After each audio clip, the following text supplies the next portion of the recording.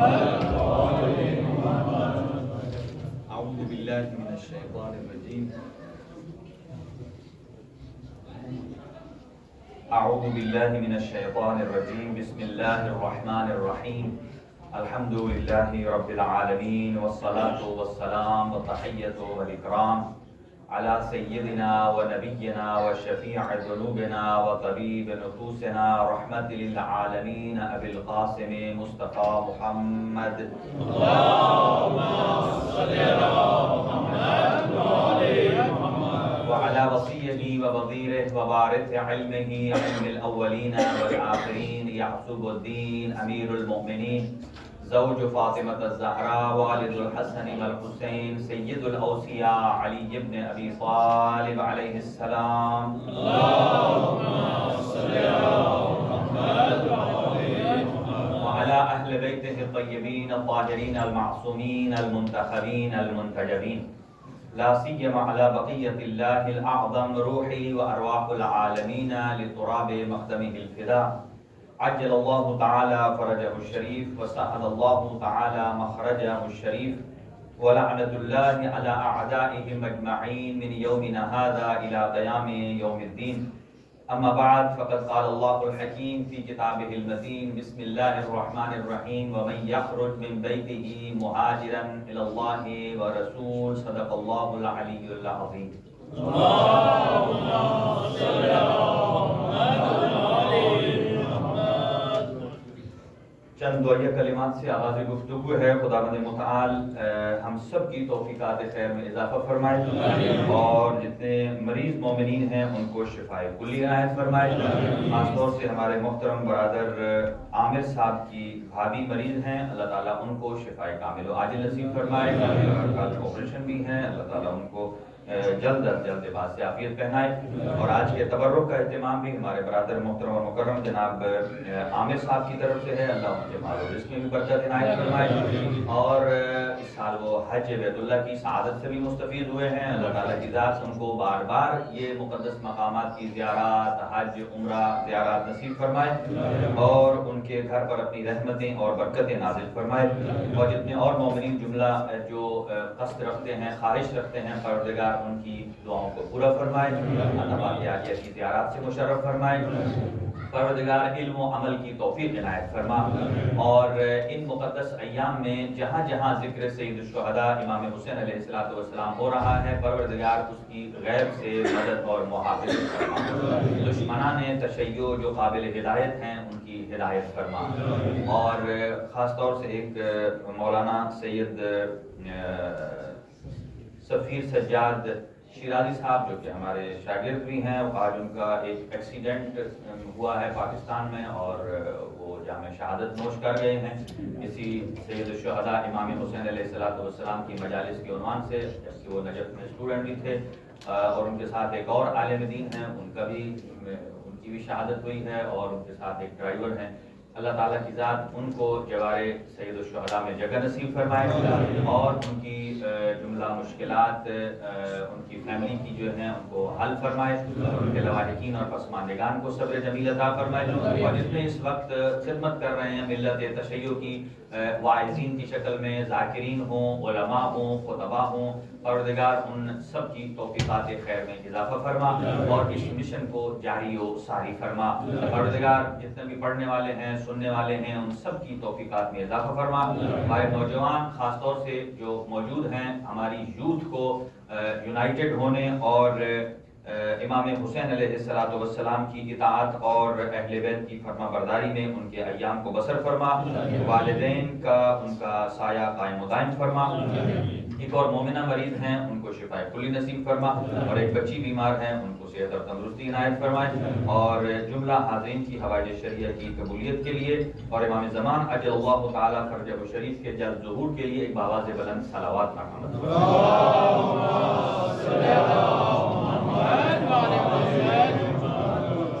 جیسا کہ حضور سرور کائنات نے میدان غدیر میں اعلان کیا تھا کہ جو پیچھے رہ گئے ہیں وہ آگے آ جائیں, جو آگے نکل گئے ہیں وہ پیچھے آ جائیں.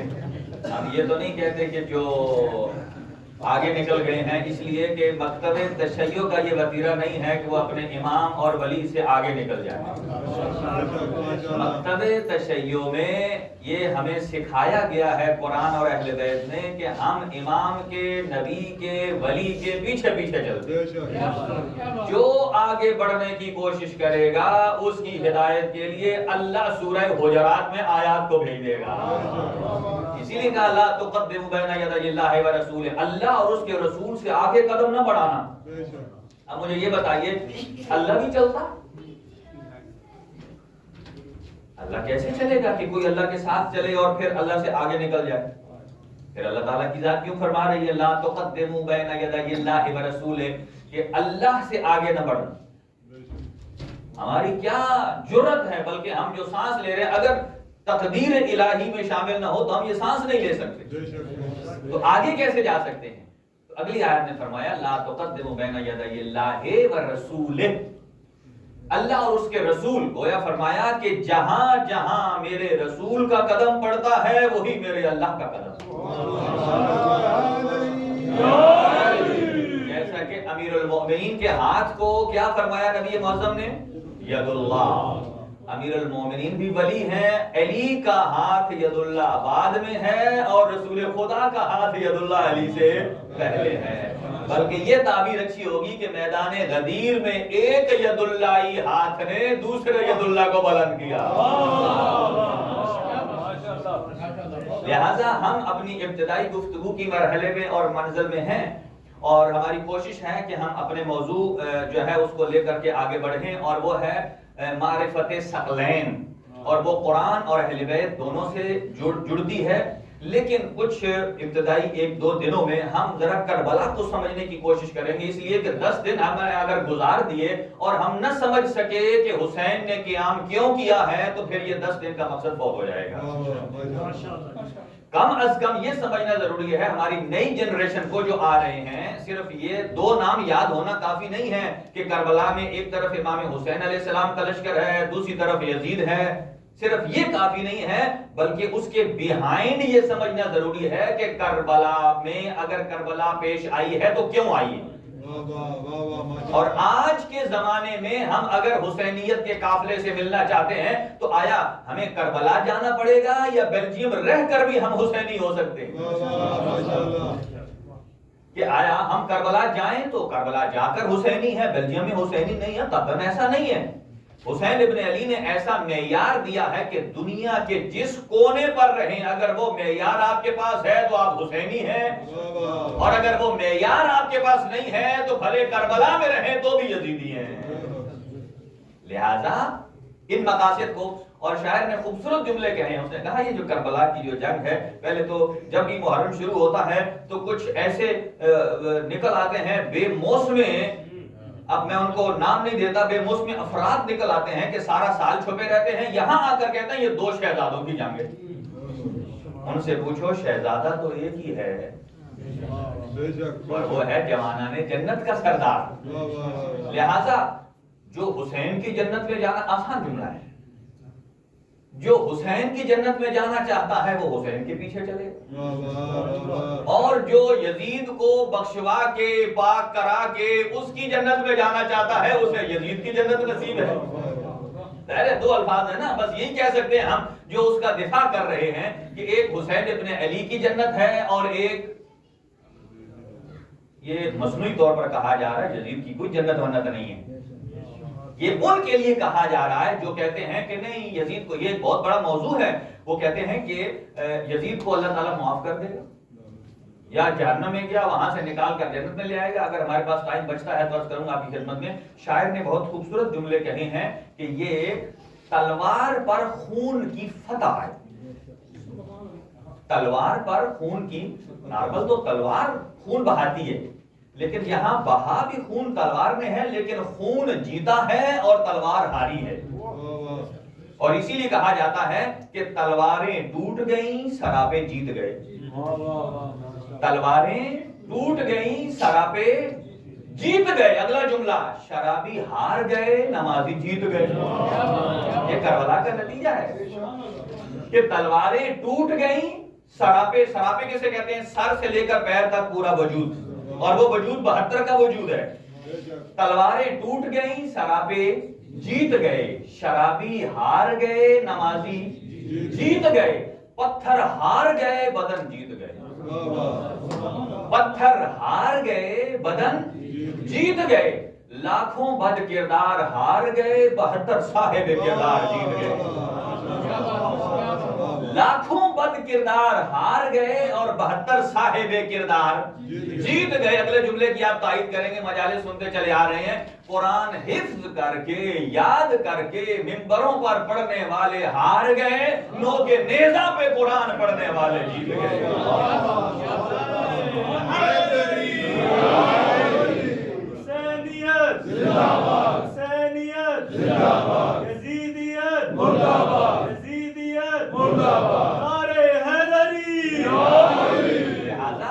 कुरान को हिफ्ज करके, याद करके मिंबर पे पढ़ने वाले हार गए और नो के सेना पर पढ़ने वाले जीत गए। और आखिरी जुमला शायर कहता है कि तारीख आलम में फितरत की पहली मर्तबा नफी हो गई। फितरत हमेशा गालिब आती है, तारीख आलम में पहली मर्तबा फितरत की नफी हो गई। कैसे? कि पानी हार गया और प्यासे जीत गए। पानी हार गया, प्यासे जीत। आप ये कैसे? आज देख लें सैयद शुहदा के बावफा अलमबरदार हजरत अबुल फजल अब्बास की कब्र के गिर्द आज भी पानी तवाफ कर रहा है, पानी तवाफ कर रहा। लिहाजा हमें करबला समझनी है। और मैं अपने नौजवानों को ये दो चीजें अर्ज करता हूं आपकी खिदमत में कि करबला क्यों पेश आई। और पहले एक दो जुमले फजीलत के सुन लीजिए कि आप सल्लल्लाहु अलैहि वसल्लम ने इरशाद फरमाया, इज़ा अरादल्लाहु बिअब्दिही खैरन जअल फी क़ल्बिही महब्बतल हुसैन व महब्बत ज़ियारतिल हुसैन। कि अल्लाह ताला की जात जब किसी बंदे से राजी होती है, अल्लाह की जात जब किसी बंदे से राजी होती है तो क्या करती है? ज्यादा माल देती है, गाड़ियां देती है, ज्यादा से ज्यादा क्या करती है? हाशिए में नहीं जाता हूं। जब अल्लाह किसी पर राजी होता है, जअल फी क़ल्बिही महब्बतल हुसैन व महब्बत ज़ियारतिल हुसैन, अल्लाह उसके दिल में इमाम हुसैन की और इमाम हुसैन की ज़ियारत की मोहब्बत को पैदा कर देता है। इसका मतलब यह है कि आप और हम जो यहाँ बैठे हैं, इमाम हुसैन की मोहब्बत अपने सीने में लिए हैं। इसका मतलब यह है कि जिसके दिल में हुसैन की मोहब्बत है, अल्लाह उस पर राजी है, अल्लाह उस पर राजी है। और दो रिवायात और सुन लीजिए। आप सल्लल्लाहु अलैहि वसल्लम इरशाद फरमाते हैं कि 3 किस्म की खैर होती है, एक इंडिविजुअली, एक किसी घर के ऊपर, एक मिन हैसुल कौम। किसी शख्स के ऊपर जब अल्लाह खैर को नाजिल करता है तो उसके दिल में मोहब्बत डाल देता है। इज़ा अरादल्लाहु बैतन, जब अल्लाह किसी घर पर खैर और भलाई का इरादा करता है तो क्या करता है? अल्लाह ताला की जात उनको फ़क़्क़हहू फ़िद्दीन, उन्हें दीन में तफ़क़्क़ुह अता कर देता है, हलाल और हराम की समझ बता देता है। यानी जिस घर की 4 दीवारी में लोगों को पता है ये हलाल है, ये हराम है, समझ लीजिए उस घर पर अल्लाह राजी है। 2 हो गए, एक आदमी इंडिविजुअली और एक घर पे और एक मिन हैसुल कौम, कौम जिसके मिल्लत कहते हैं। फरमाया पूरी कम्युनिटी। इन्नल्लाह तआला इज़ा अरादल्लाहु बिक़ौमिन, जब अल्लाह किसी कौम पर राजी होता है तो अक्सर उलमाअहुम व अक़ल्ल जुहालहुम, कि अल्लाह ताला की जात जब किसी कौम से राजी होता है तो उसमें उलमा की तादाद को बढ़ा देता है और जाहिलों की तादाद को घटा देता है। उलमा की तादाद को बढ़ा देता है और जुहला की तादाद को जाहिल कम कर देता है। और अल्लाह ताला की जात ने मक्तबे तशय्युअ को जो आज़ादारी की शक्ल में एक प्लेटफॉर्म अता किया है, जरूरी नहीं कि यहाँ कोई इमामे वाला आलिम मजलिस में बैठा हो, सैयद शुहदा की मजलिस में आने वाला हर आदमी बामारिफत है। इसलिए कि जब तक आपकी जैसे किसी आप पार्किंग में जाते हैं तो सामने अगर बैरियर लगा हो तो बैरियर जब तक हटेगा नहीं आपकी गाड़ी अंदर दाखिल नहीं होगी। लिहाजा अल्लाह ताला की जात ने मारिफत पर मारिफत हुसैन का एक बैरियर लगा रखा है कि जब वो मारिफत हुसैन का बैरियर हटेगा, अब कुरान भी समझ आएगा और सुन्नत रसूल भी समझ आएगा। इसलिए जब वो बैरियर जब तक नहीं हटेगा, आप उसके अंदर दाखिल ही नहीं हो सकते। इसीलिए कुरान मजीद फरमाता है रुब्बा क़ारिन, कितने कारी हैं कुरान के पढ़ने वाले कि पढ़ कुरान रहे हैं और खुद कुरान उनके ऊपर लानत कर रहा है। आयात कुरान हमने मौजू रखा है मारिफत सकलैन, और कोशिश करेंगे कि हम अहले बैत को कुरान से बयान करें, इसलिए कि ताकि आज कई अफराद ऐसे हैं वो कहते हैं नहीं हम फलां रिवायत को मानते हैं, फलां रिवायत को नहीं मानते। मुझे इतना बताइए, जैसे रिवायत, एक रिवायत वो कभी मजबूत हो सकती है, कभी दरमियानी हो सकती है, कभी सिका हो सकती है, कभी ज़ईफ हो सकती है, कभी इतनी बातिल हो सकती है कि फरमाया उसे दीवार पे मार दो। तो रिवायत क्या है? कोई रावी उसे बयान करता है। जब रिवायत कमजोर, ताकतवर, दरमियानी, अच्छी, बुरी हो सकती है, तो जो रावी रिवायत कर रहा है वो भी अच्छा हो सकता है, वो भी बुरा हो सकता है। यानी हमें ये ज़हन में रखना चाहिए, जब हम इस बैरियर को हटाना चाहते हैं तो रिवायतों का सहारा न ले। इसलिए हो सकता है आप जिस रिवायत का सहारा ले रहे हैं वो ये कहती हो कि ये दो शहजादों की जंग है, ये रिवायत तो झूठी है, इसलिए कि यहाँ दो शहजादों की जंग नहीं है, यहाँ दो माओं की तरबियत का असर नजर आ रहा है।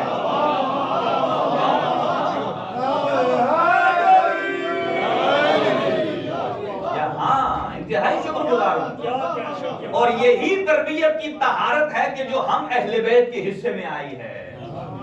देखें, वो है हस्तियां युतहिरकुम ततहीरा, बदन के एतबार से भी ऐसी पाक हैं कि उनसे बड़ा कोई पाक नहीं है, रूहानी एतबार से भी ऐसे पाक हैं कि उनसे बड़ा कोई पाक नहीं है, लेकिन अल्लाह ने हमारा कनेक्शन उनसे जोड़ दिया है। अगरचे हम गुनाहगार हैं, लेकिन जब बावजूद होकर उनसे कनेक्शन जोड़ लेते हैं तो अल्लाह फरमाता है कि ये जो इनसे जुड़ गया है ये वैसे ही पाक होता चला जाता है जैसे जैसे अहले बैत से जुड़ता चला जाता है। उतनी तहारत आती जाती है, उतना कमाल आता जाता है, इसलिए कि वो सिर्फ ताहिर नहीं है, मुताहिर भी है। आप फिर अहले बैत में देखते हैं ताहिर उस चीज को कहते हैं, मसलन ये कागज पाक है, मैं इसे कहूंगा पाक। पानी की भी दो किस्में, एक पानी होता है जो सिर्फ खुद पाक होता है, और एक होता है खुद भी पाक होता है, दूसरे को भी पाक करता है। यही फर्क है आल में और असहाब में। आप समझिए, इससे ज्यादा मिसाल तो हो नहीं सकती। देखें, पानी की दो किस्में हैं, एक है सादा ओरिजिनल नेचुरल पानी जिसके अंदर हर किस्म के मिनरल्स मौजूद हैं, जब उसे पिएंगे आप ताकतवर हो जाएंगे। और एक वो पानी है कि जिसमें किसी रंग को मिला दिया गया, मुजाफ कर दिया गया है, मसलन आपने रूह अफ़ज़ा डाल दिया है, मैंगो कलर डाल दिया है, तो वो रंग जब चेंज हो गया उसमें थोड़ा जाहिरन टेस्ट आ गया है, जाहिरन, लेकिन वो आपकी शुगर भी बढ़ाएगा, इसलिए कि शुगर में केमिकल है और वो केमिकल भी आप में जाएगा, और केमिकल अच्छा नहीं होता, केमिकल आपको खराब करेगा। लिहाजा और जो आबे मुजाफ हो जाता है शरबत, उसकी खासियत क्या है? जाहिरन अच्छा लगता है, आप पिएंगे बड़े जोर शोर से, है जी, लेकिन नतीजा क्या है? अगर उसमें कोई थोड़ी सी निजासत टच कर जाए तो सिर्फ टच करने से भी वो नजिस हो जाता है। लेकिन जो आबे कुर होता है या कसीर पानी या नेचुरल पानी, अगर उसके साथ निजासत टच करे तो वो नजिस नहीं होता। और पानी, कसीर पानी, उसकी तीन शराइत हैं, और वो क्या है? उसका रंग तब्दील होना चाहिए, बू तब्दील होनी चाहिए, और उसका जायका तब्दील होना चाहिए। फिर याद रखिए, रंग, बू, जायका, अगर ये तब्दील हो जाए तो नजिस, और अगर तब्दील ना हो तो पाक। अब समझ लीजिए कि आले मोहम्मद और अंबिया के अलावा कायनात में कोई ऐसा नहीं है कि जो इन जैसा हो। बाकी जितने भी हैं उनका रंग भी तब्दील होता है, उनकी बू भी तब्दील होती है, उनका जायका भी तब्दील होता है। मैंने ये मीठे फीके जायके की बात नहीं की है, मैंने उस जायके की बात की है कि जो जिंदगी का आधा हिस्सा शिर्क का जायका चखते हैं। اور آدھا حصہ اسلام کے ذائقے کی طرف آ جاتے ہیں، تو اب اندازہ لگائیے کہ مضاف پانی ٹچ ہوتے ہی ظاہراً اچھا لگتا ہے، جو نیچرل ہے وہ خود بھی پاک ہوتا ہے، اسے کہتے ہیں مطہر، جو خود بھی پاک ہے۔ اگر کسی نجس چیز کو پاک کرنا چاہتے ہیں تو آپ خالص پانی لے کر پاک کریں گے۔ کبھی کوئی آدمی یہ نہیں کہتا کہ مثلا کہ میرے کپڑے نجس ہو گئے ہیں تو میں 1 2 3 4 5 لیٹر کا کوکا لے کے اسے پاک کر لوں۔ کیوں نہیں ہو سکتا؟ اس لیے کہ وہ اپنی جگہ تو کوکا طاہر تھا، لیکن اس میں کسی کو پاک کرنے کی صلاحیت۔ اب اگر آمادہ ہو تو جملہ عرض کروں، سادہ پانی طاہر بھی ہے مطہر بھی ہے، پاک بھی ہے دوسرے کو پاک کرتا بھی ہے، لیکن جو مضاعف ہے وہ خود تو پاک ہوتا ہے لیکن دوسرے کو پاک نہیں کر۔ یہی فرق ہے آل میں اور اصحاب میں۔ کیسے؟ ایک صحابی جنتی ہو سکتا ہے، خود جنتی ہو سکتا ہے، لیکن کسی کو جنت میں لے جا نہیں سکتا۔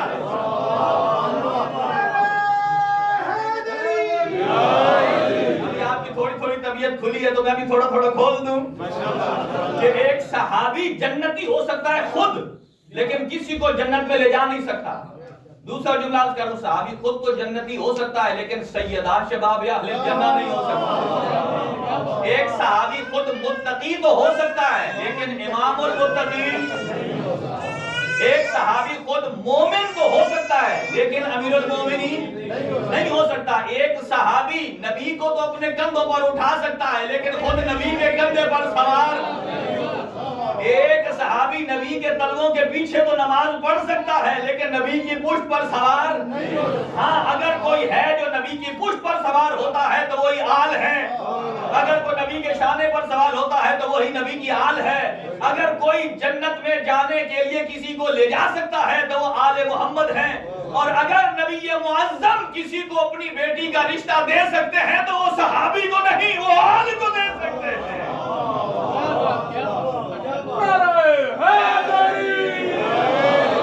لہذا کوئی یہاں ادعا نہ کرے کہ کسی نے حضور سرور کائنات سے جناب سیدہ کا رشتہ مانگا یا حضور کے کئی اور داماد تھے، قطعاً نہیں۔ اس لیے کہ یاد رکھیے آب خالص میں اور آب مضاف میں بڑا فرق ہے۔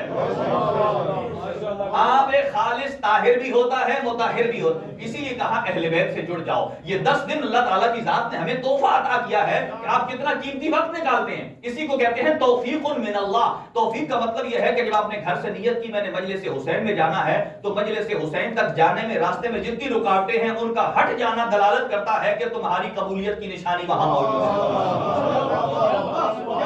ان کا ہٹ جانا یہ کیسے ہٹتی ہیں؟ یہ اللہ پروردگار عالم کی طرف سے توفیق ہے کہ جائیے اس مقام پر اور اپنے آپ کو مس کر لیجیے۔ ایک اور روایت یاد آ گئی یہیں پر، جس جگہ آپ بیٹھے ہیں نا اپنی جگہ کو دائیں بائیں دیواریں، میں نے ایک مومن کو دیکھا، وہ یہ جو نام لکھے ہوئے نا اہل بیت کے، پہلے وہ آتا تھا اس کو ہاتھ سے رگڑ کے سلام کرتا تھا، کچھ عرصے بعد میں نے ایک مومن کو دیکھا کہ وہ آتا ہے اور اپنا سینہ بھی پورا دیوار سے مس کرتا ہے۔ میں نے کہا دیکھو کتنی عقیدت، اور فوراً میرے سامنے وہی روایت آ گئی۔ میں نے کہا اگرچہ اس بندے مومن کو پتہ نہیں ہے کہ اس کا ثواب کیا ہے اور اس کا مقام کیا ہے، اس لیے کہ یہ وہ مقام ہے جس جگہ آپ موجود ہیں۔ میں نے کل بھی عرض کیا یہ شعائر حسینی میں سے ہے، جو چیز حسین سے منسوب ہو جائے وہ ویسے ہی پاک ہو جاتی ہے۔ لہٰذا جس جگہ آپ تشریف فرما ہیں یہاں آپ ہی نہیں ملائکہ پاکیزہ مخلوقات بھی آتی ہیں، اور جب مجلس ختم ہو جاتی ہے یہ ملائکہ جوک در جوک، ایک کو کہتے ہیں، 2 لفظ ہوتے ہیں عربی میں، ایک کو کہتے ہیں صعود، ایک کو کہتے ہیں نزول۔ صعود کہتے ہیں نیچے سے اوپر جانا اور نزول کہتے ہیں اوپر سے نیچے۔ تو جب مجلس اذان شروع ہوتی ہے تو شروع ہونے کے بعد پہلے ہوتا ہے نزول اور ختم ہونے کے بعد ہوتا ہے صعود، کہ وہ ملائکہ جو آتے ہیں مجلس میں شریک ہوتے ہیں اور شریک ہونے کے بعد یہاں سے پلٹ کر جاتے ہیں تو باقی ملائکہ سے جب ملتے ہیں تو وہ انہیں کہتے ہیں کہ تمہارے بدن سے عجیب خوشبو آ رہی ہے جو پہلے نہیں تھی، عجیب خوشبو آ رہی ہے جو پہلے نہیں تھی، تم نے کون سی خوشبو لگائی؟ انہوں نے کہا ہم نے خوشبو تو نہیں لگائی، البتہ ایک عمل کیا ہے۔ عمل کیا کیا ہے کہ ہم مجلس حسین میں شریک ہوئے. وہ پوچھتے ہیں بتاؤ مجلس حسین موجود ہے؟ کہا مجلس تو تمام ہو گئی ہے. کہا ہمیں یہ بتاؤ وہ جگہ جہاں مجلس ہوئی تھی وہ موجود ہے؟ کہا جی ہاں. پھر وہی ملائکہ دوسری پارٹی نزول کرتی ہے اور اس جگہ پر آ کر پر مس کرتے ہیں, اور پر مس کرنے کے بعد پلٹ کر جاتے ہیں تو ان دوسروں پر فخر و مباحات کرتے ہیں, دیکھو صرف تم ہی مجلس حسین سے مستفید نہیں ہوئے, ہم بھی وہ خوشبو اپنے وطن میں لے کر آ گئے. دیکھیں یہ چھوٹی چھوٹی چیزیں ہیں, ایسی ہیں کہ جس نیت سے ہم آ رہے ہیں. لہذا اہل بیت کے ساتھ کنیکشن کا اللہ نے بہترین موقع ہمیں دیا ہے, یہ ایام جو دیے ہیں. میں جلدی جلدی اپنے مطلب کی طرف آؤں کہ تین چیزیں, کہ جب اللہ کسی پر انڈیویجولی طور پر خیر نازل کرتا ہے اس کے دل میں محبت حسین ڈال دیتا ہے. لہذا میں اپنے دوستوں کو کہوں گا یہ جو ایام ہیں, ان ایام میں اپنی گاڑیوں کے اور اپنے موبائل فون کی جتنی ٹونز ہیں ان سب کو آپ صرف یا حسین کے نام پر لگائیں. آپ پھر دیکھیں نا ایام کی برکت سے انسان کتنا متاثر ہوتا ہے, انسان کی وجود اور روحانیت پر کتنا اثر آتا ہے. اس لیے کہ لفظ حسین کے شروع میں آتا ہے ہاں, کیا آتا ہے؟ حلوے والا. اور اس کا روحانیت میں پتہ علاج کیا ہے کہ جو آدمی 40 دن مسلسل 135 دفعہ لفظ ہاں لکھتا ہے زعفران سے امام حسین کی نیت سے, تو پھر اللہ تعالیٰ کی ذات اسے لائف میں کبھی اسے پیاس محسوس نہیں ہوتی. لفظ حسین کا کتنا اثر ہے لفظ ہاں کا. لہذا تھوڑے تھوڑے آگے تشریف لے آئیے, بعد میں آنے والے افراد کے لیے ایک صلوات پڑھتے ہوئے.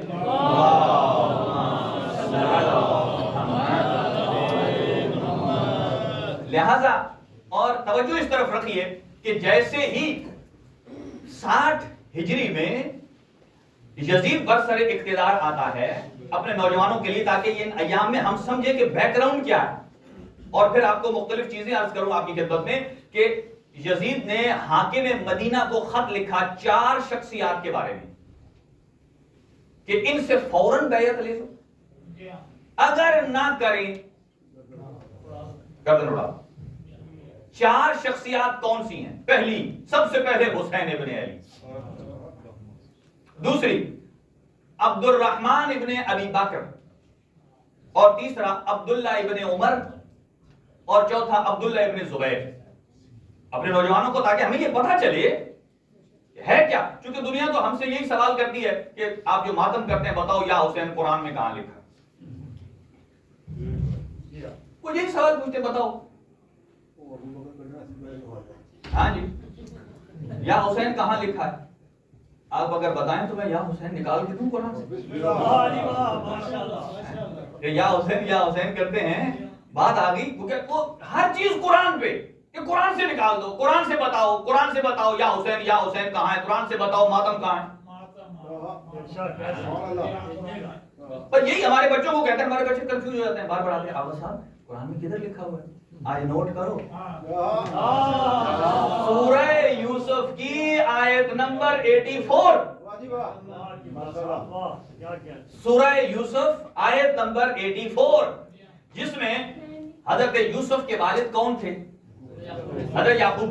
جب حضرت یوسف کو بھائیوں نے کنویں میں ڈالا اور وہ خرید و فروخت ہوئی, مصر میں پہنچ گئے, وہاں چلے گئے, تو جتنا عرصہ 40 سال تک وہ دور رہے تو حضرت یعقوب گریہ کرتے تھے. کس کے لیے؟ آپ یہاں کہتے ہیں نا بتائیں یا حسین کہاں ہے, تو قرآن مجید میں ہے وہ الفاظ موجود ہیں کہ حضرت یعقوب کیا کرتے تھے, ماتم بھی کرتے تھے. ایک مرتبہ ہاتھ اپنی زانو پر مارتے تھے, ایک مرتبہ ہاتھ اپنے سر پہ مارتے تھے, ایک مرتبہ ہاتھ اپنے سینے پر مارتے تھے. ہم یہی تو تینوں ماتم کرتے ہیں. سر پہ بھی ہاتھ ہوتا ہے, کبھی کہتے ہیں سر پہ ماتم کا پرسا, کبھی کہتے ہیں چھاتی پر ماتم کا پرسا, اور کبھی ہم جو شادی پر نہیں بیٹھے ہیں تو ہم اپنی ران پر بھی پرسا دیتے ہیں. تو کہا 3 مرتبہ, یعنی کبھی ران پر مارتے تھے, کبھی سینے پر, کبھی سر پر, اور ایک جملہ کہتے تھے اور فرماتے تھے یا اسفا علی یوسف, یا اسفا علی یوسف, یا اسفا علی یوسف, جس کا مطلب یہ ہے یا یوسف, یا یوسف, جس کو ہم آج کہتے ہیں یا حسین. اگر اس زمانے میں یوسف موجود تھے تو آج کا فخر یوسف حسین ابن علی ہے. آج کے فخر یوسف حسین ابن علی ہے. وہ کہتے تھے یا اسفا علی یوسف, آیت نمبر سورہ یوسف آیت 84. یہیں تک نہیں, آگے بھی جملہ سنیے, یا اسفا, مار کے کہتے تھے یا اسفا علی یوسف, یا یعنی کہتے تھے, جس کا اردو میں ترجمہ ہوتا ہے ہائے یوسف, ہائے یوسف. آپ قرآن مجید کا ترجمہ لکھتے ہیں, وہاں یہی لکھا ہے یا اسفا, تاسف, ہائے, ہائے یوسف. اور آگے کہتے تھے, قرآن کی آیت ہے وَبْيَضَّتْ عَيْنَاهُ مِنَ الْحُزْنِ فَهُوَ كَظِيمٌ. انہوں نے حضرت یوسف کے لیے اتنا گریہ کیا کہ یہاں تک کہ بینائی بھی چلی گئی, آنکھوں میں گڈھے پڑ گئے.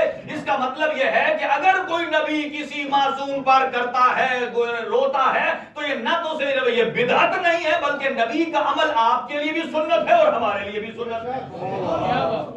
اور حضرت یعقوب کو معلوم تھا کہ میرا یوسف زندہ ہے. اللہ اکبر, حضرت یوسف زندہ ہے معلوم تھا, پھر بھی گریہ کرتے تھے. اور ہم حسین ابن علی پر گریہ نہ کریں کہ جن کے لیے زمین روئی ہے, آسمان رویا. لہذا فوراً آ جائیے دوسری بات پر کہ بیعت, اس نے کہا 4 افراد سے بیعت دی جائے, عبداللہ ابن عمر, عبداللہ ابن زبیر اور عبد الرحمن ابن ابی بکر, ایک حسین ابن علی. یعنی الگ الگ عرض کر دوں آپ کی خدمت میں, حسین ابن علی فرزند پیغمبر, فرزند پیغمبر, نواسا نہیں. آج کے بعد کوئی آدمی نہ کہے نواسہ رسول, اس لیے نواسہ رسول یہ ٹیلی ویژن, جتنے ٹیلی ویژن ٹاک شوز آتے ہیں, یہ ان کی اصطلاح ہے نواسہ پیغمبر. جب قرآن کہتا ہے ابناءنا و ابناءکم میں محمد کے بیٹے, یہاں لوگ کہتے ہیں کسی سے مدد مانگنا بدعت کہتے ہیں, کہ کسی سے نہ مانگنا, یا علی مدد کہتے ہیں نہ مانگنا, یہ بدعت ہے. مجھے یہ بتاؤ کہ حضور سرور کائنات پر جب آئے مباہلہ آئی ہے, جب سید الانبیاء مباہلہ پر جانے کے لیے علی سے مدد مانگے, علی کے بیٹوں کو لے, جب محمد کے لیے بدعت نہیں ہے, ہمارے اور آپ کے لیے کیسی ہے؟ لہذا ایک ہیں عبداللہ ابن عمر جو خلیفہ ثانی کے بیٹے ہیں, اور ایک ہیں عبداللہ ابن زبیر جو زبیر کے بیٹے ہیں, اور ایک ہے عبد الرحمن ابن ابی بکر جو کہ خلیفہ اول کے بیٹے ہیں, اور ایک ہے حسین ابن علی. میں بڑے ہی احترام سے گزر رہا ہوں, اس لیے کہ لوگوں نے آج کل ایک غلط کنسپٹ بنا لیا ہے. وہ کہتے ہیں شیعہ کہتے ہی اسے ہیں کہ جو صحابہ پر لعنت کرتا ہے. یہ غلط ہے, قطعاً ایسا نہیں ہے, یہ خود ساختہ ان کے نظریات ہیں. جبکہ مکتب اہل بیت تو ان کو فالو کرتا ہے کہ امیر المؤمنین جب جنگ جمل ہوئی, جب جنگ جمل ہوئی, کسی نے امام نقی علیہ السلام سے پوچھا کہ ہر جنگ میں علی نے کسی بھاگتے کا پیچھا نہیں کیا, علی نے کسی جنگ میں مال غنیمت کو چھوڑا نہیں ہے, تقسیم کیا, لیکن یہ جو جنگ جمل ایسی ہے کہ یہاں علی نے نہ تو مال غنیمت تقسیم کرایا ہے اور نہ کوئی بھاگنے والا ہے, اگر کوئی گیا ہے تو اس کو روکا ہے. کہا کیوں؟ کہا اس میں بھی ایک مصلحت ہے, اس لیے کہ جنگ جمل میں ہے حرمت رسول. جنگ, میں واضح کہہ رہا ہوں, میں کسی الفاظ کو لپٹا کے نہیں کہہ رہا, کیونکہ مکتب تشیع کے عقائد ہیں, امیر المومنین کا یہ عمل ہے جو ہمارے لیے حجت ہے. کہاں اس میں چونکہ حرمت رسول ہے, لہذا اگر مال غنیمت تقسیم کرتے, آپ کو پتا ہے جنگوں کے بعد کیا ہوتا ہے, مردوں کو غلام بنا لیا جاتا ہے, خواتین کو کنیز بنا لیا جاتا ہے. اگر مال غنیمت تقسیم کرتے علی تو کیا ہوتا بتائیے. اب اس کو آپ خود سمجھیے, جنگ جمل علی نے جیتی ہے اور وہ طرف مخالف میں ہیں طلحہ و زبیر, لیکن اب یہاں جنگ علی جیت گئے, اگر مال غنیمت بانٹتے تو کیا ہوتا. جب پوچھا گیا کیوں, تو علی نے فرمایا حرمت رسول رکاوٹ بنتی ہے کہ میں یہاں مال غنیمت تقسیم کروں. یہ مکتب تشیع کے عقائد ہیں.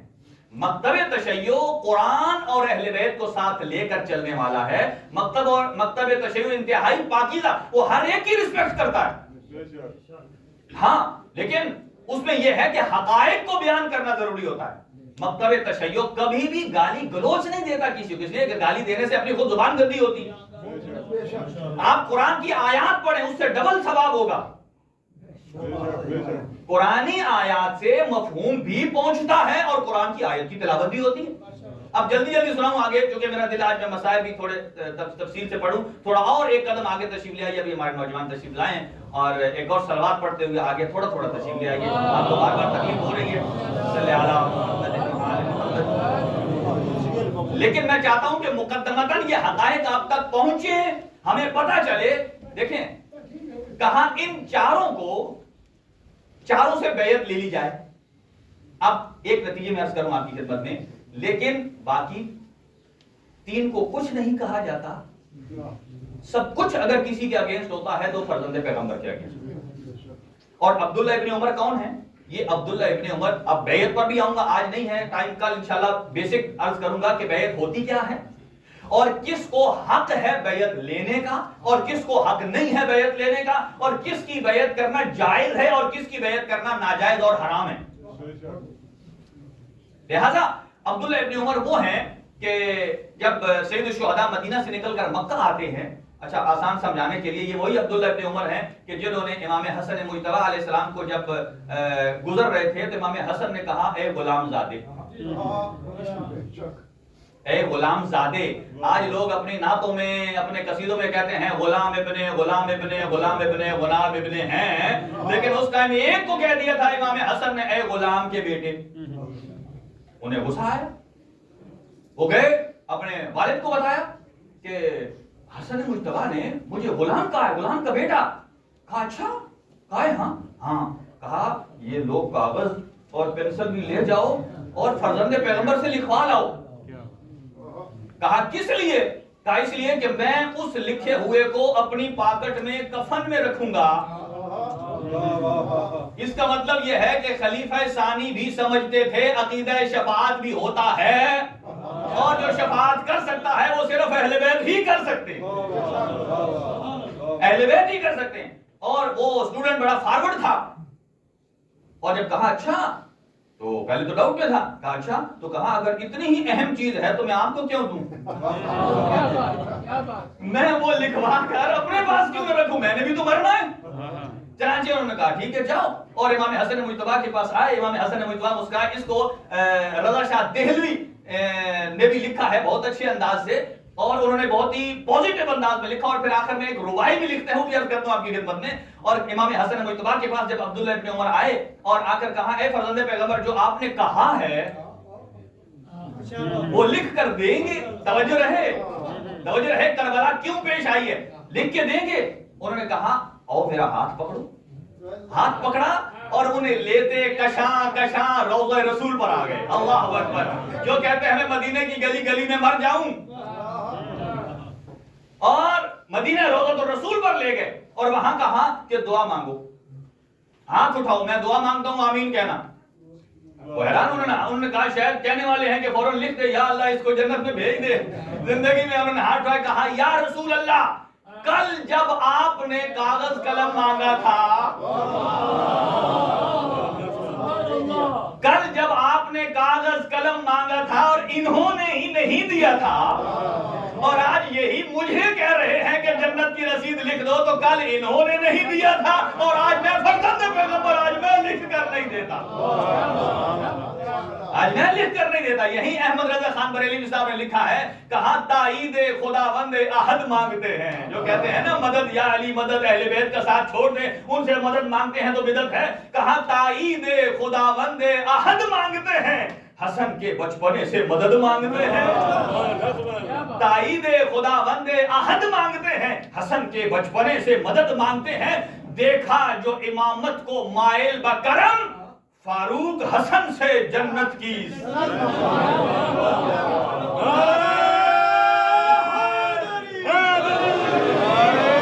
فاروق حسن سے جنت کی سند مانگتے ہیں. تو اندازہ لگائیے ہمیں لکھوانے کی ضرورت نہیں ہے, ہر ماتمی اور عزادار کے چھاتی پر لکھی ہوئی ہے سند حسین ابن علی,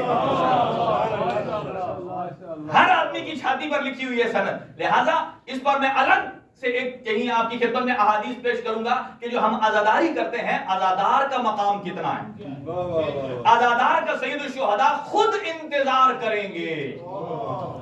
لہذا آئیے جلدی دو باتیں سنیے, ٹائم انتہائی مختصر ہے. کہا ان چاروں کو, اب امام حسین جب مدینہ سے مکہ پہنچے, یہ بات یاد رکھیے کہ 28 رجب کو سید الشہداء مدینہ چھوڑتے ہیں اور 3 شعبان کو پہنچتے ہیں مکہ معظمہ. اور مکہ میں جب پہنچتے ہیں تو عبداللہ ابن عمر امام سے پہلے مکہ میں موجود ہے, اور وہاں عمرہ مفردہ جو سنگل عام سال میں آدمی عمرہ کرنے جاتا ہے, وہ وہاں عمرہ کرنے گئے ہوئے تھے, اور امام جب جا رہے تھے وہ وہاں سے عمرہ کر کے نکل رہے تھے. اور امام سے ہو گئی ملاقات. یہ بات یاد رکھیے. یزید نے کیا کہا تھا؟ 4 آدمیوں سے بیعت لے لیجئے. اور امام سے جب کہا بیعت، یہ ڈیٹیل کل عرض کر دوں گا، امام نے فرمایا مثلی لا یبایع مثلی. اس کو کل کھولیں گے ہم کہ مجھ جیسا. اس کی لطافت تو ہر آدمی محسوس کر سکتا ہے کہ مجھ جیسا، اسی کے اندر سب کچھ چھپا ہوا ہے. مجھ جیسا تو جیسے کی بیعت نہیں کر سکتا. امام نے انکار کیا، یہیں سے وہاں آئے. اب عبداللہ ابن عمر کی ایڈوائز دیکھیے. ان کا کریکٹر میں تاریخ سے بتا رہا ہوں کہ ان پورے ادوار میں انہوں نے کہا سید الشہداء سے ملے اور سید الشہداء سے پوچھا کیسے ہیں حالات، کیا ہو رہا ہے، کہاں جا رہے ہیں. کہا میں آپ کو 4 مشورے دیتا ہوں. یہ جو اس وقت مشورے دے رہے تھے نا، آج بھی نبی معظم کو مشورے دینے والے، امام حسین کو مشورے دینے والے آج کہتے ہیں نا کہ کہتے ہیں امام حسین نے بیعت کر لی ہوتی تو اچھا تھا. انہیں پوچھو امام تم ہو یا حسین ابن علی ہے؟ ہم مشورہ دے سکتے ہیں امام کو جو حجت خدا، جو لوح محفوظ کا قاری ہے. وہ تو ایسا ہی ہے، چاند سورج کے مقابل میں آپ کیا بتی دکھائیں گے. لہذا وہ آئے، انہوں نے کہا کیا صورت ہے؟ کہا پہلی بات تو یہ ہے کہ آپ یزید کے ساتھ صلح اور بیعت کر لیجیے. صلح کر لیں اور بیعت کر لیں، اس لیے کہ اس نے بہت سارے لوگوں کو پیسے سے خرید لیا. نمبر 1. دوسرا کہا اس کے خاندان کی، آپ کے خاندان کے ساتھ پرانی دشمنی، اور اگر جنگ ہو گئی تو ایک بہت بڑا گروہ جو ہے وہ جنگ کی بھیڑ چڑھ جائے گا، مر جائے گا. کتنے ہو گئے؟ 2. اور تیسرا انہوں نے کہا کہ ایسا ہے کہ میں نے حدیث رسول سنی ہے، سنیے گا، یہ ہے عزاداری کا مقصد. خود سنا رہے ہیں، عبداللہ ابن عمر صحابی ہیں، انہوں نے رسول سے حدیث سنی ہے. کہا میں نے خود رسول خدا سے حدیث اپنے کانوں سے سنی ہے. اور کیا حدیث ہے؟ کہ کہا کہ جو بھی میرے حسین کی نصرت سے پیچھے ہٹے گا وہ ذلیل و خوار ہو جائے گا. جو میرے حسین کی مدد سے، اور اس کے بعد فرمایا کہ نبی معظم نے فرمایا کہ میرا بیٹا حسین شہید ہوگا کربلا میں. اب یہ وہ روایات ہیں جو صحابہ کو معلوم ہے کہ حسین ابن علی نے شہید ہونا ہے اور کہاں ہونا ہے، ان کو معلوم ہے. کہا ایک تو شہید ہوں گے کربلا میں، اور دوسرا جو ان کی نصرت سے ہٹے گا وہ ذلیل و خوار ہو جائے گا. اور آخری کہتے ہیں کہ میرا مشورہ یہ ہے کہ آپ بیعت کر لیں. جب انہوں نے یہ 4 چیزیں بیان کی تو اب ان کے جواب میں جو امام حسین نے جواب دیا، امام جب جواب دیتے ہیں تو فرمایا کہ کلموا علی قدر الناس عقول، کہ لوگوں کی عقل کے مطابق گفتگو کرتے ہیں معصومین. فرمایا کلموا علی قدر عقولہم، جیسا کہ اس کے ذہن کے مطابق. امام نے 3 جواب دیے. پہلا کہا اے عبداللہ بن عمر، دنیا اتنی پست ہو چکی ہے، دنیا اتنی ضعیف اور کمزور اور برباد ہو چکی ہے کہ اس نے حضرت یحییٰ نبی کا سر کٹوا کر ایک زانی اور بدکار کے سامنے رکھوا دیا. یہ پہلا جواب. اور حضرت یحییٰ اور امام حسین کی مماثلت بڑی ہے، کبھی عرض کروں گا آپ کی خدمت میں. اور دوسرا فرمایا اے عبداللہ ابن عمر، بنی اسرائیل ہر روز 70 انبیاء کو قتل کرتے تھے. 70 انبیاء کو قتل کر کے تو دوپہر میں اپنی خرید و فروخت کے لیے مارکیٹ میں چلے جاتے تھے، ایسے کہ انہوں نے کوئی جرم کیا ہی نہیں.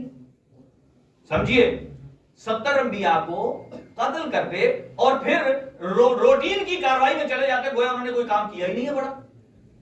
اور امام نے فرمایا جب یہ 2 جملے کہے اور اس کے بعد امام نے فرمایا اے عبداللہ ابن عمر، میری نصرت سے مت ہٹو، نقصان میں رہو گے. جب دیکھا کہ امام حسین ان کی بات کو نہیں مان رہے، آخر انہوں نے ایک جملہ کہا روتے ہوئے. جو لوگ کہتے ہیں شیعہ روتے کیوں ہیں، آپ سنیے، روتے ہوئے ایک جملہ کہا اے فرزند پیغمبر، میری آپ سے خواہش ہے. کہا کیا؟ آپ مجھے پوری کیجئے. کہا میں اس مقام پر بوسہ دینا چاہتا ہوں کہ جہاں میں نے نبی معظم کو آپ کو بوسہ دیتے ہوئے دیکھا ہے. حقائق دیکھیے، کہاں پر؟ سینے پر بوسہ دینا چاہتا ہوں. رو بھی رہے ہیں ساتھ. اور فرزند پیغمبر نے اپنے لباس کو اٹھایا اور انہوں نے چھاتی حسین پر بوسہ دیا، اور بوسہ دیتے رو بھی رہے ہیں اور ساتھ ایک جملہ بھی کہہ رہا ہے. کیا؟ استودعک اللہ یا ابا عبداللہ، اے ابا عبداللہ حسین، میں آپ کو اللہ کے حوالے کرتا ہوں، میں آپ کو اللہ کے حوالے کرتا ہوں. یہاں 2 چیزیں دیکھیے، یہ کربلا ہے، یہ باریک لائن ہے جس کو ہم نے سمجھنا ہے. اور وہ کیا؟ ایک طرف تو کہا بیعت کر لیں، सुलह की पेशकश, और दूसरी तरफ रो भी रहा है, हदीस रसूल भी सुना रहा है, और तीसरा दुआ भी दे रहा है। अब इसका मतलब यह है कि हदीस रसूल भी सुनी हुई है, वहां तो अब्दुल्लाह इब्न उमर ने भी गिरिया किया है, अभी तो हुसैन शहीद भी नहीं हुए। हुसैन की शहादत से पहले आपकी हयात में गिरिया भी कर रहे हैं, तो उस गिरिये को आप क्या कहेंगे? लिहाजा यहां और बहुत डिटेल है, टाइम कम है, और उन्होंने बैयत नहीं की इमाम हुसैन अलैहिस्सलाम ने। और इन्हीं का फिर बाकी अदवार में भी और पूरा एक किस्सा है। फिर अमीरुल मोमिनीन के जमाने में जब अब्दुल्लाह इब्न उमर ने बैयत, सबने बैयत कर ली 70 अफराद के अलावा, उनमें एक ये भी थे। और इन्होंने क्या कहा, जब कहा बैयत करो अमीरुल मोमिनीन की, इन्होंने कहा नहीं, जब सारे कर लेंगे मैं आखिर में करूंगा।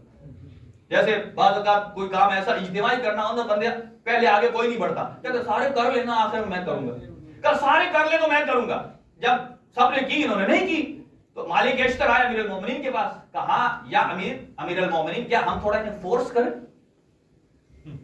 अली ने फरमाया नहीं, कुरान की आयत पढ़ी, ला इकराहा फिद्दीन, दीन में कोई जबर नहीं। कहा अली इब्न अबी तालिब किसी से जबरी बैयत का मुतालबा करने को तैयार नहीं है, ये कुरान और सुन्नत के खिलाफ है। जबरी बैयत, और जबरी बैयत किससे ली गई? अमीरुल मोमिनीन के घर हमला भी हुआ, इसी तरह इमाम हुसैन इब्न अली से बैयत का मुतालबा किया गया जबरदस्ती। अब इसको गुफ्तगू को कल मैं शुरू करूंगा। और फिर जैसे इमाम मक्का से निकलना चाहते हैं, मक्का पहुंचे हैं, ये बातें शुरू हुई हैं, तो ये बातें पहुंची हैं अहले कूफा तक। और अहले कूफा वो अफराद थे कि जो सबसे पहले मुतासिर हुए। और कूफा की एक अपनी तारीख है, इन्होंने हर जमाने में हर खलीफा की बैयत की है। इसलिए एक नारा बना हुआ है, मा अहले कूफा निस्तीन कि अली तन्हा बेमानत, हम अहले कूफा नहीं है कि अली अकेला रह जाए। इन्होंने हर एक की बैयत भी की और छोड़ा भी है। लिहाजा जब अहले कूफा को पता चला कि फरजंदे पैगंबर मदीना से निकल चुके, उन्होंने खत लिखे। मुख्तसर में खुलासा अर्ज कर रहा हूं, 10 रमजान को उन्होंने कासिद भेजा। कासिद पहुंचा अमीरुल मोमिनीन के फरजंदे पैगंबर के पास कूफा के खतूत लेकर 18,000, और 15 रमजान को मुस्लिम इब्न अकील को मौला ने कूफा रवाना किया, और 5 शव्वाल को हजरत मुस्लिम कूफा पहुंचते हैं। यहां 2 रिवायात हैं, एक दफा मक्का जाते हैं, मदीना जाते हैं, वहां से आते हैं, और एक ये कि डायरेक्ट आते हैं, क्योंकि तिफलान मुस्लिम की भी है, उनके भी कुछ मसाइल अर्ज करूंगा आपकी खिदमत में। और जैसे ही हजरत मुस्लिम कूफा पहुंचते हैं, तो अमीरुल मोमिनीन के फरजंद ने इमाम हुसैन ने क्या कहा था? फरमाया, ए मुस्लिम वहां जाइए, लोगों से मेरी बैयत लीजिए, और फिर मुझे बताइए कि मैं वहां आऊं या ना आऊं, इसलिए कि आप मेरे नायब हैं, जो आपकी बात है वो हुज्जत है हुसैन इब्न अली के लिए। वहां जैसे ही जाते हैं, 18,000 की बैयत होती है, और वहां इमाम हुसैन अलैहिस्सलाम की तरफ कासिद भेज देते हैं। और जैसे ही कासिद आता है, सईद शुहदा कूफे की तरफ चल पड़ते हैं। और कैफियत क्या है, एक रात वो आ जाती है, जो अफराद ज़ियारत करके आए मस्जिद कूफा, ये मस्जिद कूफा वो है जिसमें 1000 अंबिया का मस्कन रहा है, और इसमें हजरत मुस्लिम नमाज पढ़ा रहे थे मगरिब की, रिवायत में है 3000 अफराद थे, और जब मगरिब की खत्म की तो 30 रह गए, और जब इशा की खत्म की ना तो सिर्फ 10 अफराद थे। और जब मस्जिद से निकलकर बाबे किंदा तक पहुंचते हैं तो सिर्फ 3 आदमी रह जाते हैं। अब अल्लामा अज़हर हसन ज़ैदी साहब कहा करते थे कि सब मुसलमानों में अकेला मुस्लिम।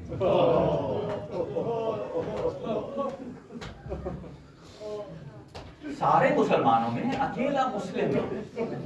अब कभी इस गली में, कभी उस गली में, न कोई जानने वाला, न कोई ठहराने वाला। और एक मकाम पर जब शिद्दत प्यास से एक दरवाजे की ओर पर जाकर बैठते हैं ना, तो कोई खातून निकलती है जिसका नाम तौबा है। वो कहती है कि ए नौजवान, ये पुराशोभ जमाना है, यहाँ तो बदल चुका है गवर्नर, हालात बड़े अजीब हैं, मेरे दरवाजे पर ना बैठ। कहा अगर एक गिलास पानी का मिले, जब पानी पी लिया ना तो फिर देखा तो 3 दफा यहीं पर बैठे थे। कहा तू जाता क्यों नहीं है? मुस्लिम ने सर झुकाया और कहा कि जो बेवतन हो वो जाए तो कहां जाए। कहा तू कौन है? कहा मैं मुस्लिम इब्न अकील हूं। कहा तो मुस्लिम इब्न अकील है। बीवी अंदर ले गई, रात रखा और कहा इस कमरे में रुकिए, खाना दिया। हजरत मुस्लिम ने सारी रात खाना नहीं खाया, इबादत खुदा में गुजारी है। और जब सुबह हुई, क्या देखा कि नमाज के बाद तस्बीह फातिमा ज़हरा पढ़ रहे हैं और उधर से दुश्मन का लश्कर आ चुका है। कहा अपने आप की अपनी इबादत को मुख्तसर कीजिए। कहा नहीं, कहा ये रसूलुल्लाह खुदा ने फरमाया है कि जो नमाज के बाद तस्बीह फातिमा ज़हरा नहीं पढ़ेगा उसकी नमाज उसके मुंह पर मार दी जाएगी। मुकम्मल नमाज पढ़ी वहां, और जब दरवाजे पर कहा कि मेरा बेटा वो है जासूस है, उसने खबर दी तो दरवाजे पर फौज आ गई। जैसे ही फौज आई ना, उन्होंने तौबा से कहा निकालो मुस्लिम को वगरना घर को आग लगा देंगे। अज़ादारों ये जुमला सुनिएगा, कहा निकालिए मुस्लिम को बाहर वगरना तेरे घर को आग लगा देंगे। और उसने कहा इतने तुम बेगैरत हो गए हो, मेरे घर मेहमान है। हजरत मुस्लिम ने कहा नहीं, मैं यहां से निकलता हूं बाहर। तौबा ने रोका, कहा हजरत मुस्लिम फरमाते हैं तेरे घर की हुर्मत है। कहा वो कह रहे हैं तेरे घर को आग लगा देंगे। कहा वो सिर्फ धमकी दे रहे हैं। जब ये कहा ना धमकी की बात, हजरत मुस्लिम ने एक जुमला कहा, अज़ादारों अपने सीने पर हाथ रखना। कहा ये उन्हीं मुसलमानों में से है, जब ये कहते हैं ना तेरे घर को आग लगा देंगे, तो ये लगाने से रहते नहीं हैं। ये उन्हीं में से हैं कि जिन्होंने दुख्तर पैगंबर के घर पर आग लगा दी। जब दुख्तर पैगंबर के घर आग लगा सकते हैं तो तेरा तो घर कौन सी दूर की बात। अजरुकुम अलल्लाह। अपनी आवाजों को बुलंद कीजिए, हजरत मुस्लिम को पुरसा दीजिए। और एक मर्तबा जब वहां से गिरफ्तार किया गया और गिरफ्तार करने के बाद जब दारुल अमारा लाया गया, अब यहाँ ये बहुत खूबसूरत जुमला है, आज हर तरफ सोशल मीडिया पर एक जुमला है और वो हजरत मुस्लिम का है। क्या जुमला है कि माली अमीर सिवल हुसैन। हर आदमी अपनी आईडी पर लगाता है कि हमारा कोई अमीर नहीं है सिवाय हुसैन इब्न अली के। सबने सलाम किया और उसने कहा मैं नहीं कर सकता, इसलिए कि मेरा अमीर एक वाहिद हुसैन है। और कहा कि आपको सदा मिलेगी, तख्ते-ए-दार पर लटकाएंगे। और जब कहा, और वहां उमर इब्न साद को बुलाया और कहा कोई अमीन है, मैं वसीयतें करना चाहता हूं। कहा क्या वसीयत है? कहा पहली वसीयत यह है कि मैं इस शहर में मकरूज हो गया हूं, मेरी ज़िरा को बेचकर कर्ज अदा किया जाए। कहा दूसरा कि मैं फर्जंदे पैगंबर को खत लिख चुका हूं कि आप कूफा में तशरीफ ले आए और मैं कहूंगा उन्हें कहें कि और आप अकेले नहीं हैं, आपके साथ ज़ैनब व कुलसुम है, इस्मत व तहारत की परवरदा बीवियां हैं। यहाँ मैं कहूंगा एक जुमला अज़ादारों जरा ठहर के सुन लीजिए, कितने वफादार है हजरत मुस्लिम। हजरत मुस्लिम के अब कहा वसीयत कर लो, आपकी अपनी बीवी है, आपकी ज़ौजा है, आपकी बच्चियां हैं, आपके बच्चे हैं। हजरत मुस्लिम ने अपनी बीवी और ज़ौजा और बच्चों के बारे वसीयत नहीं की, और वसीयत की है तो ज़ैनब व कुलसुम के बारे वसीयत की है। कहा मेरे आका को पैगाम पहुंचा देना कि ये कूफा अली और बतूल के रहने की जगह नहीं है।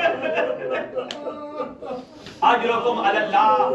जब यहाँ ये मंजिल आई, उधर जब मजलूमे करबला मंजिल जुबाला पर पहुंचते हैं और एक मर्तबा जब अपने काफिले से अलग होकर गिरिया कर रहे हैं जीन की जुलजना की जीन पर, हजरत अब्बास ने देखा कि मेरे आका मौजूद नहीं है। अपने घोड़े को दौड़ाते हुए आका के पास पहुंचे। क्या देखा आप गिरिया कर रहे हैं? और एक मर्तबा कहा आका क्या वजह पेश आई है? और इमाम हुसैन अलैहिस्सलाम ने अपनी दो उंगलियों के दरमियान से जरा अब्बास को वो मंजर दिखाया। आप अंदाजा लगाइए जो इतना जरी अब्बास है, क्या देखा कि दारुल अमारा का छत है और वहां एक खड़ा है जल्लाद है कि जो हजरत मुस्लिम के सर को कलम करने वाला है। एक मर्तबा जलाल में आए, कहा आका मुझे बाइजाज़े इमामत वहां पहुंचा दीजिए। कहा क्या करेगा? कहा जब मुस्लिम का सर कट के गिरेगा तो कोई तो हो जो मुस्लिम के सर को वसूल करे। जब ये जुमला कहा अब्बास देखो जहां मुस्लिम का सर है वहां कोई नकाबपोश बीबी है और वो चादर फैलाई है, कहती आ जा मेरे सभी। अजरुकुम अलल्लाह। अब बहुत तेजी से जा रहा है। एक मर्तबा जब शहादत की खबर सुनी और वहीं अहले खाना को जमा किया और मुस्लिम की बेटी को अपने जानू पर बैठाया और एक तरफ सकीना को बैठाया और हजरत मुस्लिम की बेटी को प्यार करने लगे और वो कहती है ऐ मेरा मामू आज मुझसे आप ऐसी शफकत कर रहे हैं, लगता ہے کوئی کسی یتیم سے کرتا ہے. فرمایا آج کے بعد تیرا باپ بھی میں ہوں, آج کے بعد تیرا پالنے والا بھی میں ہوں. کہا تیرا باپ شہید ہو گیا. اب سکینہ دیکھ رہی ہے اگر کسی کے باپ شہید ہو جائے اس طرح شفقت کی جاتی ہے. ہائے شام غریباں, ادھر سے زیر ذوالجناح سے حسین نیچے آتے ہیں اور ادھر دشمن آتا ہے. اور کیفیت کیا ہے, سکینہ کے چہرے کے رخساروں کا رنگ تبدیل ہے. میں کہوں گا مسلم کی بیٹی آپ کے تو گوشوارے سلامت ہے نا. اجرکم علی اللہ. آپ نے بہت گریہ کیا. اب سنیے, جو افراد بے اولاد ہے نا, حضرت مسلم کی جوڑی کے صدقے اللہ ان کی جھولیوں کو آباد کرے. ذرا جملے سنیے. یہاں دو روایات ہیں. ایک روایت یہ ہے کہ حضرت مسلم اپنے بچوں کو ساتھ لے کر گئے تھے, اور ایک یہ ہے کہ جب خیام میں آگ لگی نا کربلا میں, اسی لیے معصوم فرماتے ہیں کہ جب بیویوں کے خیام میں آگ لگی نا تو بیویاں بطول کی بیٹیاں بڑی گھبرائی تھیں. کہا اگر صرف آگ لگتی تو نہ گھبراتی, لیکن خیمے رہنے کے قابل نہیں تھے, اور جب خیموں سے نکلنا پڑا تو سر بے مکنا اور ردا تھے. جب علی کی بیٹیاں نکلی تو اپنے ہاتھ سروں پر کیے ہوئے تھے, اور وہاں سے بچے بکھر گئے. اور روایت میں ہے کہ 2 بچے مسلم کے وہاں سے کسی کوفے کے سپاہی کے ہاتھ لگے, اور وہ عبید اللہ ابن زیاد کے پاس لے جاتا ہے. اور عبید اللہ کے پاس جب مسلم کے 2 بچے لے جاتا ہے نا, جو چھوٹے بچے ہیں نا, وہ سنیں یہ بات, ایک کی عمر 4 سال ہے, ایک کی عمر 6 سال ہے. اور لے جا کر عبید اللہ ابن زیاد کو کہتا ہے یہ 2 بچے ہیں, مجھے لگتا ہے کہ یہ سیدوں کے بچے ہیں, یہ کربلا والوں کے بچے ہیں. جب اس نے کہا تجھے کیسے معلوم ہے, کہتا ہے جب سے میں نے انہیں گرفتار کیا ہے, پہلی تو بات یہ ہے کہ یہ کچھ بولتے نہیں ہیں, اتنا صبر کرتے ہیں, اور دوسرا یہ میں نے جتنا ظلم کیا ہے یہ داد و فریاد نہیں کرتے ہیں, اور تیسرا کہ جب میں نے لے کے آ رہا تھا تو یہ پلٹ پلٹ کر پیچھے دیکھتے تھے اور ایک دوسرے سے کہتے تھے کہ ابھی ہمارا ماموں عباس آئے گا, ابھی ہمارا چچا سجاد آئے گا ہمیں لینے کے لیے. جیسے عبید اللہ کے سامنے پہنچے, کہا انہیں بچوں کو قید میں ڈال دو. اچھا بھلا جوان آدمی کے اوپر جب قید کا نام آئے نا, اس کا دل دہل جاتا ہے. یہ ایک 4 اور ایک 6 سال کا بچہ ہے, کہا قید میں ڈال دو. اگر صرف یہ کہتا تو کوئی عجیب بات نہیں تھی. اس نے جو آگے جو جملے کہے, کہا قید میں ڈال دو, لیکن 2 باتیں یاد رکھنا کہ انہیں اما من الماء البارد فلا تمسکہما, نہ انہیں ٹھنڈا پانی دینا اور نہ انہیں مزیدار اور لذیذ کھانا دینا. مجھے بتائیے جو کھانا اور پانی نہ دیتا ہو وہ اچھا بستر دے گا؟ چھوٹی چھوٹی اولاد والوں, آپ کا بچہ اگر 4 یا 6 سال کا ہو, جب رمضان المبارک میں پہلا روزہ رکھتا ہے نا, روایت کے الفاظ ہیں یہ بچے کیا کرتے تھے, سارا دن میں ایک گرم کوزہ پانی کا ملتا تھا اور ایک جو کی سوکھی روٹی ملتی تھی. یہ کانا یصومان النہار و یقومان اللیل, رات کو عبادت کرتے تھے کھڑے ہو کے اور دن کو روزے سے رہتے تھے. کوئی آدمی جس کا بچہ 4 یا 6 سال کا ہو, جب وہ رمضان کا پہلا روزہ رکھتا ہے نا, اس کی ماں کی خواہش ہوتی ہے شام کو ہر نعمت دسترخوان پر سجا دے. مجھے بتائے کیا رقیہ کی خواہش نہیں تھی؟ لیکن کیا ملتا ہے, ایک گرم پانی کا کوزہ ہے اور ایک جو کی روٹی ہے. 1 سال قید میں گزارا. جو 4 کا تھا وہ 5 کا ہو گیا, جو 6 کا تھا وہ 7 کا ہو گیا. جلدی جلدی سنیے, میں موٹی موٹی باتیں عرض کر دوں آپ کی خدمت میں. اور ایک مرتبہ 1 سال کا جب وقت گزر گیا تو ایک بھائی دوسرے بھائی سے کہتا ہے کیا ہم اس داروغے کو اپنا تعارف نہ کرائیں؟ کہا کیوں؟ کہا 1 سال سے ہم قید میں ہیں, اگر آپ مجھے نہ جانتے ہوں تو میں آپ کو نہیں پہچان سکتا, اگر آپ مجھے نہ جانتے ہوں تو آپ مجھے نہیں پہچان سکتے, اس لیے کہ ہمارے بدن پر جو لباس ہے 1 سال سے وہی لباس ہے جو ماں رقیہ نے پہنایا تھا, اور مٹی پر سو کر مٹی ہمارے بدن کا حصہ بن چکی ہے.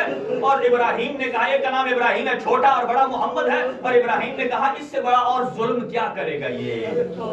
ایک مرتبہ جب داروغہ آیا جس کا نام مشکور ہے, مجھے یہ نام بہت پسند, داروغہ آیا اور ایک مرتبہ ایک شہزادہ دروازے کی ایک طرف ہو گیا, دوسرا دوسری طرف ہو گیا. جیسے ہی وہ داروغہ آیا نا, آج انہوں نے کھانا پانی نہیں لیا. ایک دفعہ چھوٹا شہزادہ پوچھتا ہے اتعرف نبی المصطفیٰ, کیا تو محمد مصطفیٰ کو جانتا ہے؟ وہ کہتا ہے نعم ہوا نبی, وہ میرے نبی ہیں. پھر کہتے ہیں اتعرف علی المرتضی، کیا علی مرتضی کو جانتا ہے؟ وہ امامی، وہ میرے امام ہے۔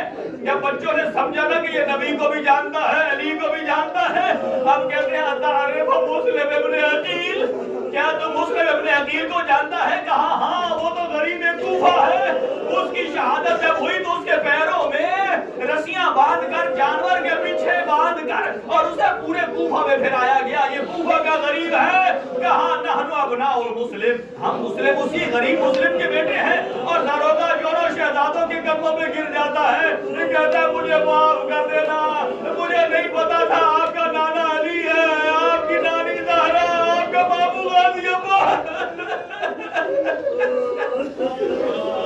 مجھے نہیں پتا تھا۔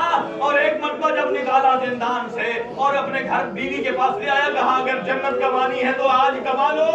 اور اس بیوی نے انہیں غسل دیا، اچھا لباس پہنایا، اور ایک مرتبہ مشہور نے اپنی انگوٹھی نشانی کے طور پر دی، اور بچے سے کہا جاؤ ان کو فلاں قافلے سے ملا دو، اور وہاں میرا بھائی ہوگا تمہیں مدینہ پہنچا دے گا۔ لیکن یہ کہا کہ جب اگر مدینہ خیریت سے پہنچ جاؤ تو دختر پیغمبر سے کہنا میری عاقبت کے لیے میری عاقبت کے لیے دعا کرنا۔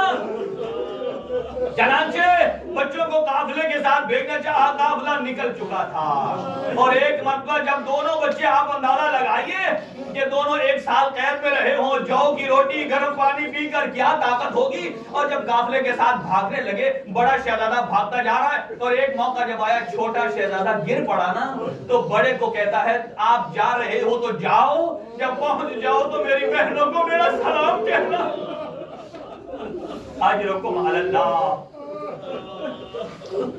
اور وہیں رک گئے، صبح ہو گئی اور دن میں آرام کیا، اور تقدیر نے انہیں حارث کے دروازے پر پہنچا دیا،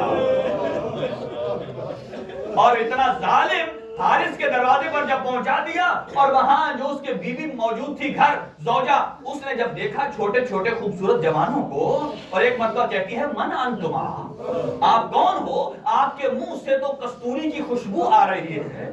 کہا نحن ابناء المسلم، ہم مسلم کے بچے ہیں، خدمت کرنا چاہو۔ اندر لے گئی، اس کے بالا خانے کے اوپر ایک منزل تھی، وہاں آرام سے بستر بنایا، وہاں سلایا، کہا میرا شوہر حکومت کا جاسوس ہے، اور وہ صبح جب گھر سے نکل جائے گا تمہیں کھانا دوں گی، اور وہاں لٹا دیا، اور یہ ظالم لیٹ آیا رات کو، سو گیا۔ ایک روایت سنیے، یہی تمام کر رہا ہوں، وقت زیادہ ہو گیا۔ اور جب شہزادے سوئے، رات کو ابراہیم نے خواب دیکھا۔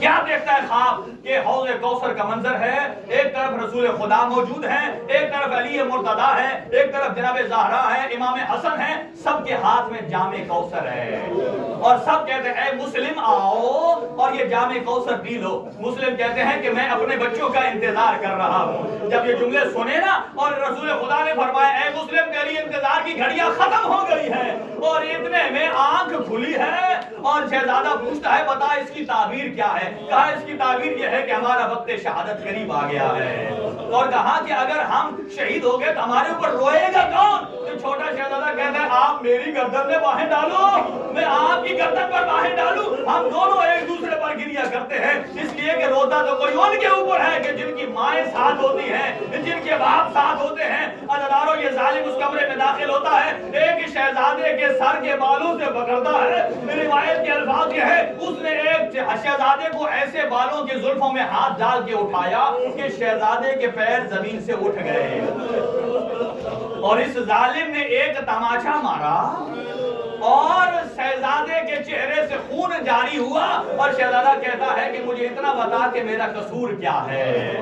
دونوں شہزادوں کو لے کر دریا کے کنارے جاتا ہے، اور شہزادوں نے کہا دیکھ تو ہمیں بازار میں بیچ دے، تجھے اس انعام سے زیادہ قیمت ملے گی، اور کہا ہمیں 2 رکعت نماز پڑھنے دی جائے۔ شہزادہ کہتا ہے کہ اگر 2 رکعت نماز فائدہ دیتی ہے تو فائدہ دیتی ہے تو پڑھ لو۔ شہزادوں نے نماز پڑھی، اب کہتا ہے جھک جائیے حالت رکوع میں، جو چھوٹی چھوٹی اولاد والے آخری جملہ زدارو جھک جائیے۔ اب ایک شہزادہ، دونوں جیسے ہی جھکتے ہیں، کہا اپنے سر سے امامیں اتار دو، کہا اپنی قمیضیں اتار دو۔ آپ 4 سال کا بچہ ہو نا، گھر جا کر دیکھنا وہ خود اپنی قمیض بھی نہیں اتار سکتا ہے۔ جب وہ ظالم ایک شہزادے بڑے کی گردن پر اس نے تلوار چلائی، اور سر جدا کر دیا. وہ سر کو ادھر رکھنے گیا, چھوٹے شہزادے نے اپنے آپ کو بھائی سے لپیٹ دیا. جب اپنے بھائی سے لپیٹ دیا اور ایک مرتبہ اس نے بڑی کوشش کی ہے اور گردن کی رگوں کا خون اپنے اوپر ملتا رہا ہے, اس نے چھڑانے کی کوشش کی ہے, ایک ہاتھ چھڑاتا ہے دوسرا پکڑ لیتا ہے. اس ظالم نے وہیں اسی مقام پر اس چھوٹے شہزادے کو کا سر قلم کر دیا اور دونوں کی لاشوں کو دریا برد کر دیا. اور جیسے یہ لاشیں دریا میں جاتی ہیں اور دونوں بھائی ایک دوسرے کی گردن میں باہیں ڈال دیتی ہیں, اور یہاں سے ایک واعظ کہتا ہے دریا کے کنارے سے کہیں سے آواز آ رہی تھی, کوئی برقع پوش خاتون کہہ رہی تھی, آ جا میرے ضمیر کے بچے, اور تمہاری نانی تمہیں لینے آئی ہے.